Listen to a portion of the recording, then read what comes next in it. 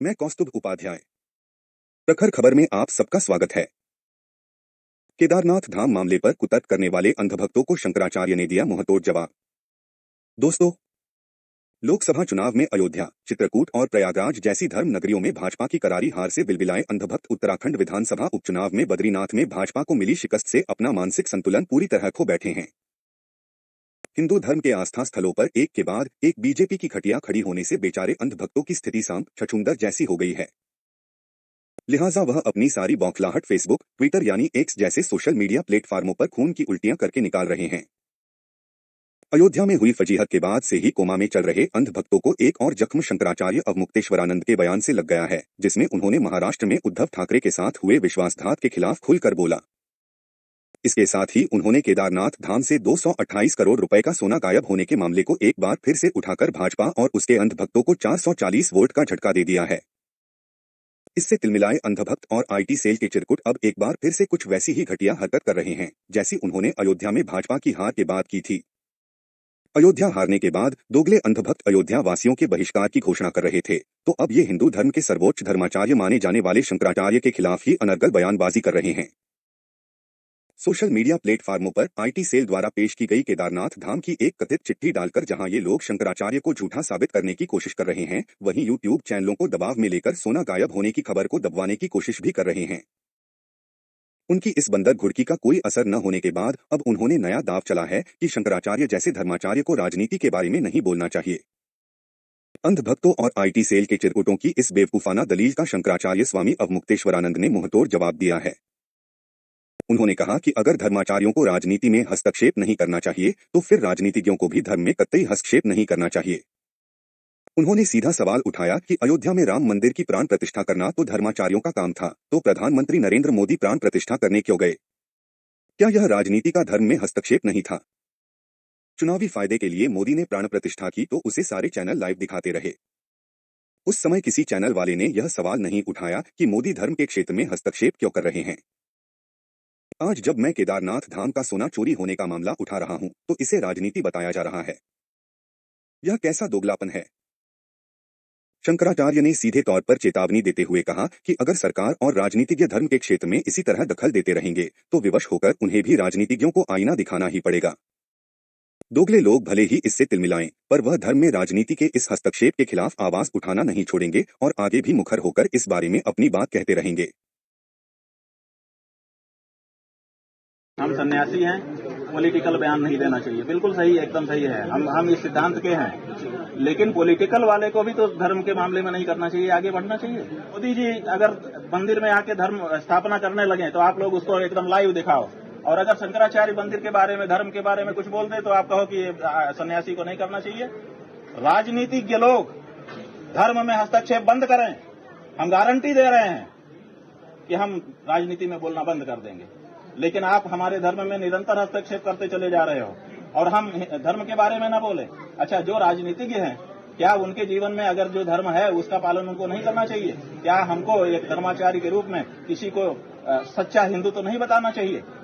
क्या हमको विश्वासघात जैसा जो पाप है उसके बारे में लोगों को, जनता को सचेत नहीं करना चाहिए? देखो, अगर तुम धार्मिक हो तो तुमको किसी के साथ विश्वासघात नहीं करना चाहिए। ये बात हमको नहीं कहनी चाहिए। हमने कोई राजनीति की बात नहीं कही, हमने धर्म की बात कही है। क्यों? क्योंकि केवल हम हिंदू हैं कह देने से नहीं होगा।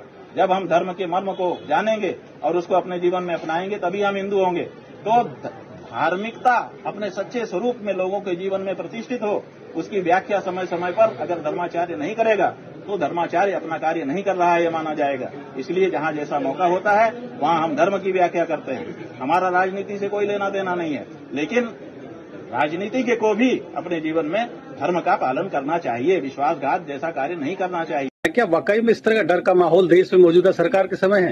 रात को 2 बजे किसी का घर खटखटाया जाता है। जब वो दरवाजा खोलता है नींद से उठ करके, आधी नींद में, उसके घर के परिवार के लोग हैं, माताएं हैं, बहनें हैं, बच्चे हैं, तब मेयर घुसता है शहर का, और मेयर घुस करके कहता है कि तुम प्रस्तावक बने हो, मत बनो। तुम कह दो, चल करके बयान दे दो कि तुमसे जबरदस्ती करवाई गई। डर नहीं है। तो वाराणसी में हम लोग गाय का मुद्दा उठा करके, गाय के लिए क्यों नहीं किया गया, इसलिए गाय का प्रत्याशी खड़ा किया जाए, तो गाय का प्रत्याशी खड़ा हो रहा है। अब उसके प्रस्तावक के घर में रात को 2 बजे मेयर घुस जा रहा है। हमको कम धमकियां मिली, हमने कभी नहीं कहा, लेकिन हमको धमकाया जाता है, हमको डराया जाता है, हमारे लोगों को डराया जाता है कि हम इनके पास मत बैठो, नहीं तो तुमको जेल में डाल दिया गया हमारे साथ उठने बैठने वाले लोगों को।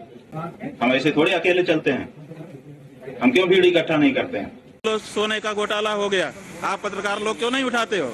तो जब वहाँ पर घोटाला हो गया तो अब आप दिल्ली में केदारनाथ बना लोगे, वहाँ पर फिर दूसरा घोटाला करोगे। 228 किलो सोना केदारनाथ से गायब कर दिया गया।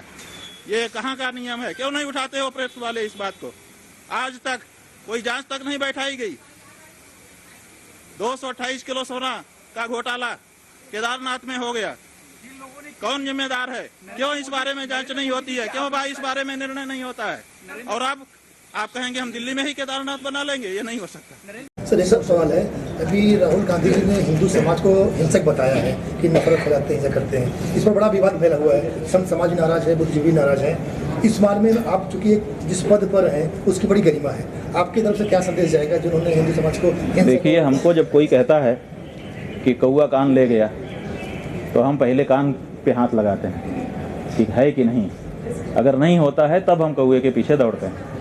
ये जो बात आप बता रहे हो कि राहुल गांधी ने ये कह दिया कि हिंदू धर्म के विरुद्ध बात कह दी, तो जब ये बात हमको बताई गई तो हमने राहुल गांधी का पूरा प्रवचन, जो भाषण उन्होंने संसद में दिया था, उसको निकाल करके देखा और हमने उसमें पाया कि वो तो ऐसा कह ही नहीं रहे हैं। वो तो कह रहे हैं कि हिंदू धर्म में हिंसा का स्थान ही नहीं है। तो जब वो साफ कह रहे हैं कि हिंदू धर्म में स्थान नहीं है, तो फिर उनके ऊपर ये आरोप लगाना कि उन्होंने हिंदू धर्म के विपरीत कोई बात कही है, उनके आधे वक्तव्य को, अंश को निकाल करके और उसको फैला करके, ये हम समझते हैं कि अपराध है, दुष्प्रचार है और ऐसा करने वाले को दंडित किया जाना चाहिए, चाहे वो पत्रकार और चैनल ही क्यों ना हो। गलत है।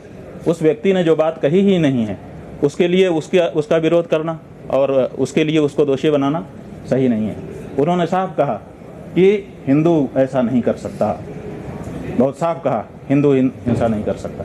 बाद में उन्होंने कहा कि जो लोग उनको उन्होंने अपने सामने जो अमुक पार्टी के सरकार के लोग हैं उनको देख करके कहा कि आप लोग अपने आप को हिंदू कहते हो और हिंसा नफरत फैलाते हो।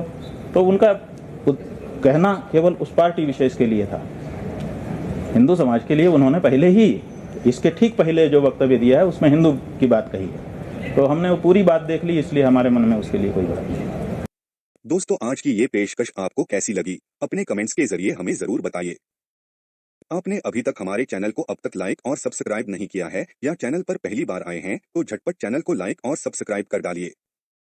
साथ ही हमारे लेटेस्ट वीडियोस की जानकारी तुरंत पाने के लिए बेल आइकन को क्लिक करके नोटिफिकेशन को भी ऑन कर लीजिए।